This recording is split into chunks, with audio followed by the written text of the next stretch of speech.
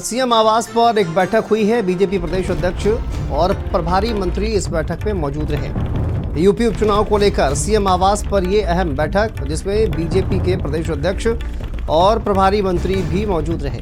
उपचुनाव में प्रभारी मंत्रियों को जिम्मेदारी मिली है। घर घर जाकर चुनाव प्रचार करेंगे प्रभारी मंत्री।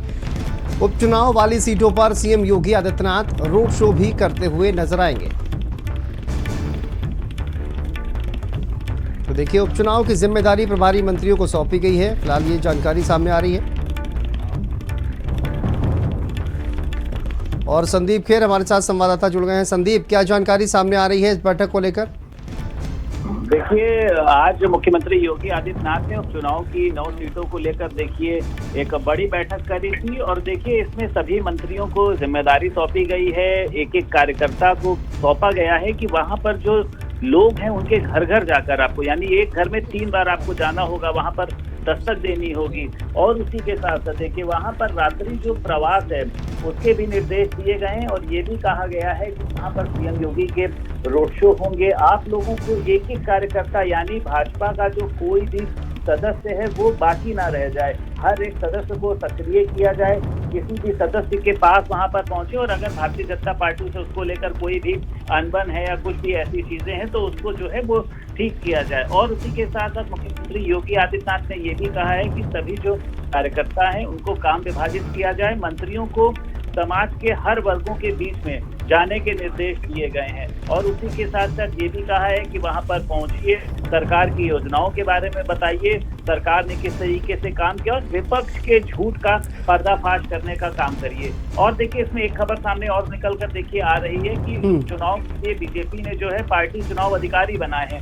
इसके लिए महेंद्र नाथ पांडे को देखिए भाजपा पार्टी ने जो है वो प्रदेश चुनाव अधिकारी बनाया है। हरीश कुमार सिंह है, अनिल चौधरी है, रंजना उपाध्याय, मुकुट बिहारी वर्मा, कमलेश कुमार, राजेंद्र तिवारी सह चुनाव प्रभारी बनाए गए हैं। और इसी के साथ साथ देखिए, भाजपा राष्ट्रीय चुनाव अधिकारी डॉक्टर के लक्ष्मण को इन्होंने जो है वो पूरा एक पत्र भेजा है। तो आज की एक बड़ी रणनीति की वो तय की गई है। और अब जैसे ही देखिए चुनाव के प्रत्याशियों का नाम जो है वो सामने आएगा, उसके बाद सभी लोग ग्राउंड लेवल पर जुटेंगे। और जितने दिन देखिए चुनाव का माहौल रहेगा, जितने दिन जो है ये कहा जा सकता है कि मतगणना समाप्त नहीं हो जाएगी, तब तक भाजपा के कार्यकर्ता वहां पर मौजूद रहेंगे और एक एक सदस्यों को जोड़ने का काम करेंगे।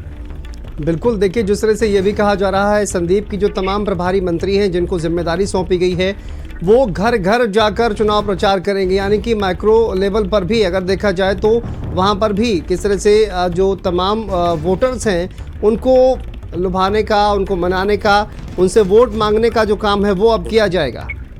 देखिए, बिल्कुल स्वाभाविक सी बात है, इसलिए क्योंकि देखिए पहले ये देखा गया था कि भारतीय जनता पार्टी के जो कार्यकर्ता हैं वो सभी के घर पहुंच नहीं पाए थे, लेकिन अब घर घर जाकर चुनाव प्रचार प्रसार करना होगा। मतलब ये देखिए टारगेट किया गया है कि एक घर पे कम से कम भाजपा का कार्यकर्ता 3 बार जाएगा, जिससे जो घर वाले लोग हैं उनको पता रहे कि कौन सी पार्टी का जो नेता है वो किसके यहाँ पहुंच रहा है। और पार्टी के जो देखिए बड़े पदाधिकारी हैं, चाहे डिप्टी सीएम ब्रजेश पाठक हो, केशव प्रसाद मौर्य हो, भाजपा प्रदेश अध्यक्ष भूपेन्द्र चौधरी हो, सभी लोगों को वहां पर उनका कार्यक्रम आयोजित कराया जाएगा।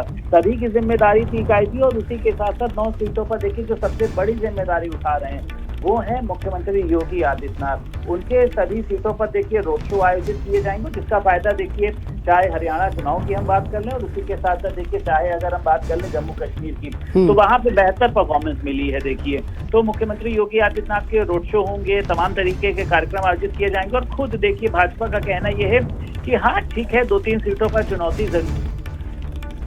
ठीक है संदीप, वापस आएंगे आपके पास, लेकिन बड़ी खबर आपको बता दें एक बार फिर से। देखिए, यूपी में उपचुनाव को लेकर बीजेपी के अधिकारी नियुक्त महेंद्र नाथ पांडे प्रदेश चुनाव अधिकारी बनाए गए हैं और हरीश कुमार सिंह, अनिल चौधरी सह चुनाव अधिकारी बनाए गए हैं। एक और जानकारी सामने आ रही है उपचुनाव को लेकर, रंजना उपाध्याय, मुकुट बिहारी को भी सह चुनाव अधिकारी बनाया गया है। कमलेश कुमार और राजेंद्र तिवारी सह चुनाव अधिकारी बनाए गए हैं। यूपी उपचुनाव में बीजेपी के चुनाव अधिकारी नियुक्त किए गए हैं, तो ये जिम्मेदारी भी सौंपी गई है। संदीप, इसको लेकर क्या कुछ जानकारी सामने आ रही है? किस तरह से ये मैनेजमेंट को वहां पर देखेंगे, किस तरह से मैनेज करेंगे? देखिए बड़े पदाधिकारी महेंद्र नाथ पांडे की देखिए बात किया जाए, सभी को पता है कि भाजपा के देखिए पहले जो है वो प्रदेश अध्यक्ष भी रह चुके हैं, बड़ी कमान देखिए इनके पास रही है। अब देखिए जो भाजपा राष्ट्रीय चुनाव अधिकारी हैं डॉक्टर के लक्ष्मण, उन्होंने भाजपा के प्रदेश अध्यक्ष को पत्र भेजकर ये जानकारी दी है, जिसमें बताया गया है कि अब जो है महेंद्र नाथ पांडे वो पार्टी के प्रदेश चुनाव अधिकारी रहेंगे। उपचुनाव को लेकर देखिए भाजपा जो है वो राष्ट्रीय लेवल से राष्ट्रीय लेवल ये कहा जा सकता है कि केंद्रीय माफ कीजिएगा प्रदेश से लेकर राष्ट्रीय तक में पहुंच रही है। तो सभी नेताओं का देखिए इसमें समावेश भी किया गया है। बिल्कुल, बहुत शुक्रिया फिलहाल आपका संदीप इस तमाम जानकारी के लिए, अपडेट के लिए।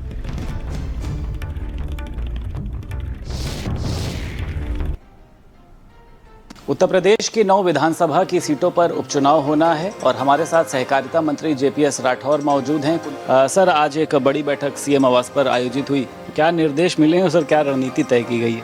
माननीय मुख्यमंत्री जी ने हम सभी कार्यकर्ताओं को निर्देश दिया है कि किस तरीके से ये चुनाव को जीतना है, इसकी पूरी योजना, जिसमें हर कार्यकर्ता को सक्रिय करना है। यानी कि कोई कार्यकर्ता ऐसा ना रहे जिसको कोई काम ना मिले। तो कार्यकर्ताओं को कार्य विभाजन करना है और किस कार्यकर्ताओं को क्या काम करना है ये तय करना है और कहाँ काम करना है ये भी तय करना है कि किस बूथ पर, किस शक्ति केंद्र पर। तो पूरा डिसेंट्रलाइज वर्किंग के आधार पर इसको काम करना है और इसमें समाज के हर वर्गों के बीच में हमको जाना है और हर क्षेत्र में हर घर जाना है और कम से कम 3 से 4 बार घर घर संपर्क भी करना है। तो इस तरीके से पूरी योजना रणनीति बनाकर हमको कार्य करने के लिए प्रवास के बाद भी सामने आ रही है, कैंपिंग करेंगे और सीएम योगी के रोड शो की भी बात सामने आ रही है। तो आपको लगता है इससे फ़ायदा मिलेगा 9 सीटों पर कमल खिलाने के लिए? आप 9 सीट क्यों कह रहे हैं? हम तो अभी 10 सीट मान के चल रहे हैं। आप भी समाजवादी पार्टी की भाषा बोल रहे हैं। समाजवादी पार्टी चाहती नहीं कि 10वीं सीट पे चुनाव हो जाए। लेकिन वो तो कह रहे हैं कि मिल्कीपुर पर भाजपा जो है वो चुनाव नहीं, क्योंकि आप लोगों ने इंटरनल सर्वे करवाया था, वहाँ से आप लोग चुनाव हार रहे हैं, इसलिए नहीं आप लोग चुनाव होने देना चाहिए। इंटरनल सर्वे क्या, जो इंटरनल सर्वे भाजपा कराती, पहले वो इंटरनल सर्वे वाले क्या उनको समाजवादी पार्टी कार्यालय में जमा करते सर्वे रिपोर्ट? उनका सर्वे जो है वो उनके कार्यालय में जाता है और और हमारा जो सर्वे वो हमारे कार्यालय में आता है। हमारा सर्वे उनके कार्यालय में नहीं जाता। तो वो जो सर्वे जो कराया गया है वो उनका ही सर्वे है। तो उनको पता है कि वही हार रहे हैं, इसलिए वो चुनाव नहीं करा रहे हैं। लखनऊ से वीडियो जर्नलिस्ट शुभम के साथ संदीप खेर, भारत समाचार।